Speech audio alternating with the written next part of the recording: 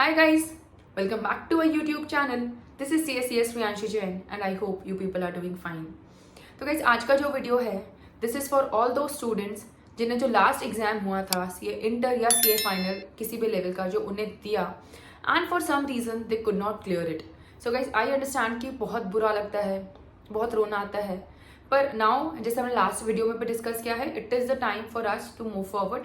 अब we have to make sure कि अब जो नेक्स्ट अटेम्प्ट है उसमें तो फोड़ देना है, मतलब उसमें तो क्लियर करना ही है. We let's not give any option to ICAI कि वो आपको वापस से फेल करे, है ना. तो we have to promise it to ourselves. But yes, अब जो एक मेन क्वेश्चन है कि there will be some students जिन्हें जो लास्ट एग्जाम था उसमें दोनों भी ग्रुप्स दिए थे, group 1 group 2 both.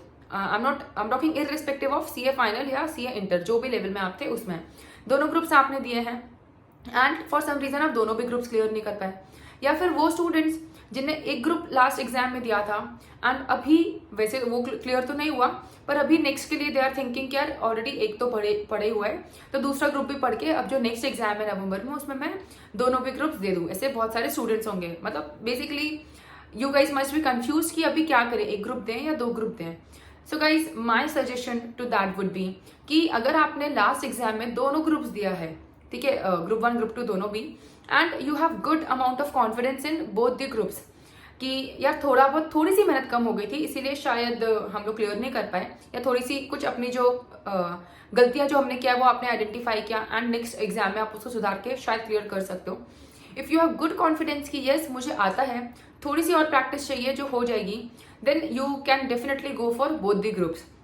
But for those students जिन्हें लास्ट एग्जाम में एक ही ग्रुप दिया था and now they are thinking कि मुझे दोनों भी ग्रुप देना है क्योंकि ऑलरेडी 6 महीने में एक ग्रुप तो अपन कर नहीं पाए तो इस बार जो है हम दोनों ग्रुप कर लेते हैं.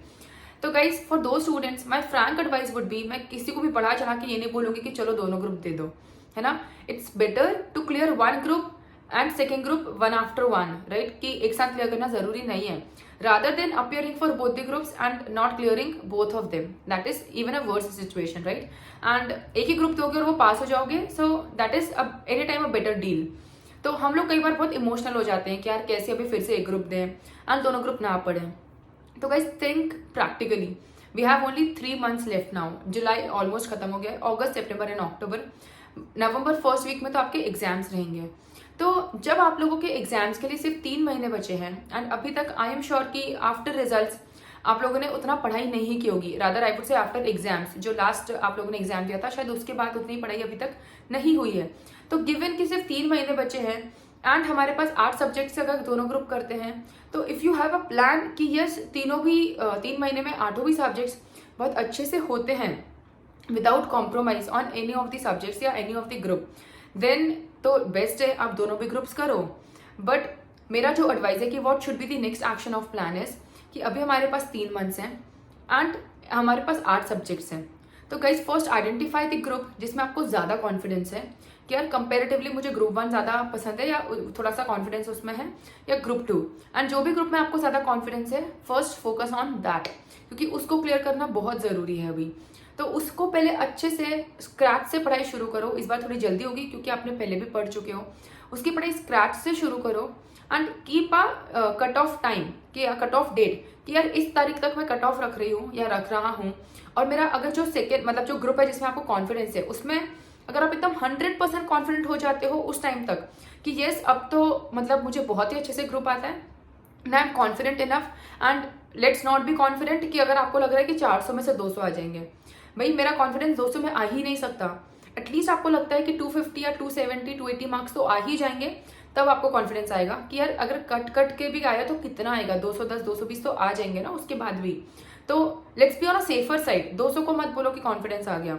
तो अगर आपको इतना कॉन्फिडेंस उस कट ऑफ डेट तक आ जाता है, लेट्स से कि हम लोग सितंबर एंड तक हमारा कट ऑफ टाइम रखते हैं कि सितंबर एंड तक मुझे एक ही ग्रुप में फोकस करना है एंड तब तक अगर मुझे उस ग्रुप में कॉन्फिडेंस बहुत अच्छा आ जाता है सो राइट फ्रॉम 1 अक्टूबर मैं दूसरे ग्रुप की भी पढ़ाई शुरू करूंगी एंड साइड बाय साइड जो ग्रुप अभी मैं पढ़ रही हूँ जिसमें कॉन्फिडेंस मुझे आ गया है वो भी साइड बाय साइड शुरू रखूंगी so that both the groups are not sacrificed.